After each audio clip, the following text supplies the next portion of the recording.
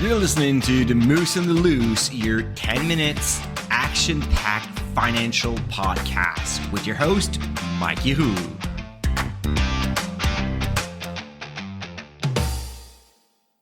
Hey, what's up, Mike Moose? Mike for The Moose on the Loose. Happy Monday. Hope that you had a great weekend. Mine was filled by sports, like big time. Soccer, hockey, futsal, the entire weekend. So that we had a blast and that was a lot of fun. Speaking of sport, last summer, that was kind of funny. I coach futsal, I coach soccer. I just love helping kids, like to see them evolve and the competition, the growth, everything around it. I'm just passionate about like sports and doing activities. So it's just it's a lot of fun to spend time with my son. So for some of those kids, I've been coaching them since they were like 4 or 5 years old. So it's kind of crazy. Now they're like all 12 and 13. So last summer, one of them said, "Hey, Mike, it's been a while that you have your Jeep, right?" And I'm like, "Yeah, it's been a while." And he's like, "Don't you think it's like time to buy a new one?" And I thought it was like a more recent model. And I'm like, "No, the Jeep is like a 2017. So pretty much at the time that I started coaching you, around that." And then he started laughing. He's like, "Yeah, you really need to change that Jeep." And I'm like, "Well, it's good looking. It's still working. There's no rust on it. So why would I actually change it?" Right? And I told him, like, one of my priority in terms of expenses is actually spending as much money as possible on experiences and not necessarily on cars. And the topic of today is bringing up to the fact that I've finally paid off my 2 car loans last week, and that was like a huge milestone for me. And then you're gonna tell me, "But Mike, wait, 2017 Jeep, and then you ended it up paying it in 2025. Yeah, that was not great." And there's a story for that. And that's like the behind the scene of what's happening when you have a business and you're trying to build something, right? In 2017, actually in 2016, I took a sabbatical year. And for a full year, I drove across Central America and North America, spending 7 months in Central America with my family, my wife and 3 kids. We had so much fun. I was like running DSR on the side, Dividend Stocks Rock, but of course it was like very small back then. It was just enough to pay the bills, but that was it. When I came back in 2017, I took a major decision. I officially quit my job as a private banker for National Bank and decided to work full-time on Dividend Stocks Rock. At that time, I was able to rent the Jeep, but not to buy it. So I put it on like 4 or 5 years. I can't even remember. But anyways, it was like a really long time. Why? Because I needed a car and I didn't have any money left. So it was really hard for me to get financing. And even then, like financing for a used car, I would have paid like 7, 8, 9, 10% interest. Probably did the same thing with the rental. But anyway, back then I decided to make a poor financial decision of renting this brand new Jeep. It was amazing. It was incredibly costly, but I did not have much money on the side. I was really tight with my budget. So for short term, the rent was a cheaper option than buying or something else.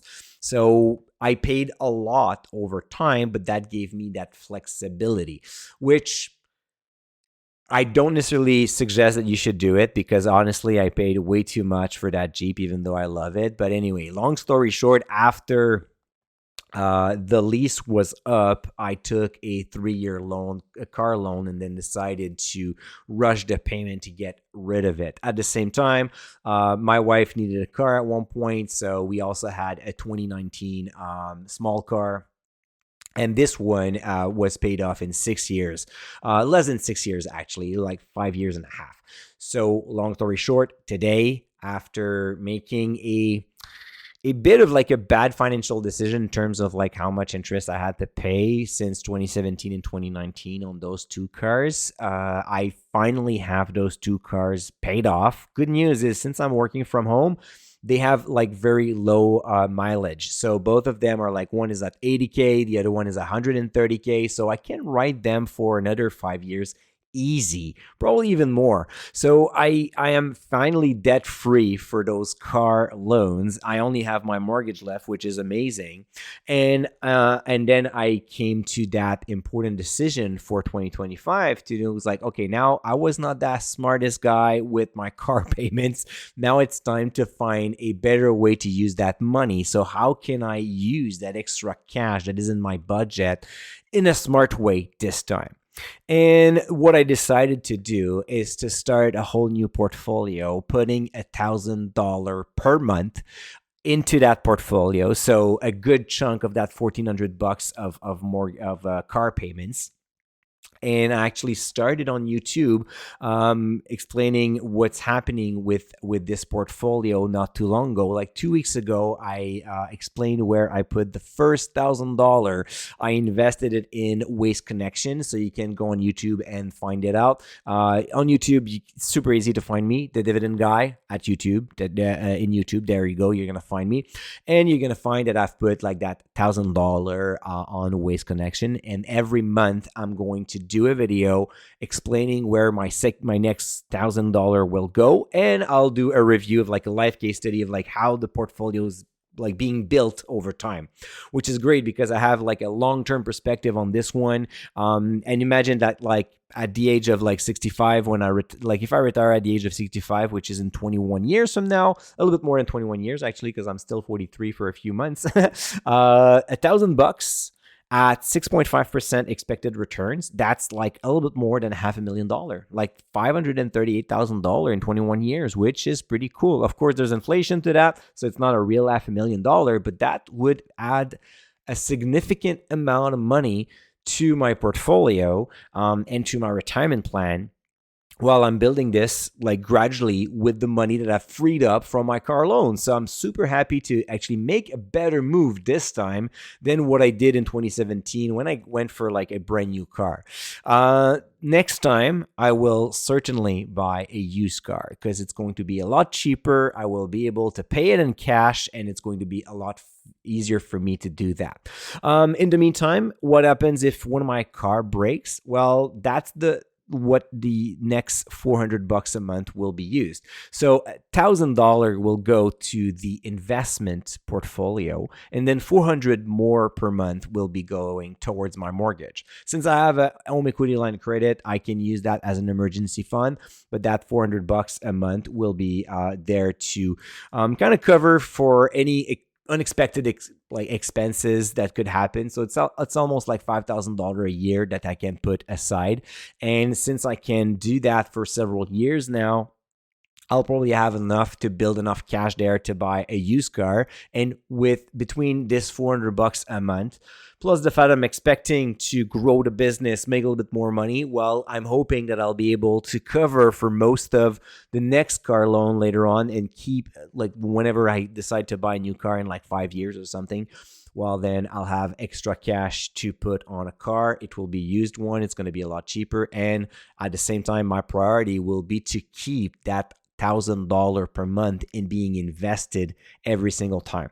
So hopefully it's going to last more than 5 years, of course, but that's pretty much the goal with this. I just wanted to share that with you, a little piece of like personal story here, just to show you that we can all make kind of like bad financial moves.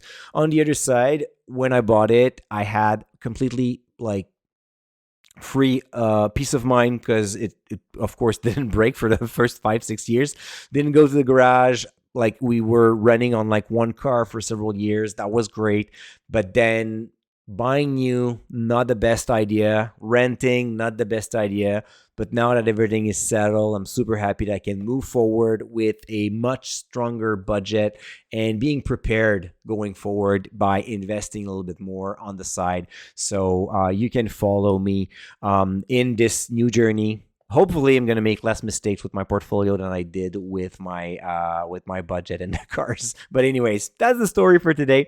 I hope that you have enjoyed it. Let me know in the comments if you have made this kind of mistakes in the past. I'm curious to see if I'm the only one who paid too much for cars, or you've learned that lesson at one point. All right, Moose, that's enough for today. We're going to come back tomorrow with more investing stories. And until then, don't forget to stay invested. Hey, welcome to the disclaimer. If you're listening to The Moose and the Loose, you cannot really expect me to give you buy or sell recommendation or financial advice, right? You're here for fun, you're here for information and some entertainment. But I am not your financial advisor, I am not your broker, so therefore I'm not liable if you're losing money after listening to the podcast. If you're looking for some advice, go see a professional. If not, you can enjoy this show and do your due diligence after it.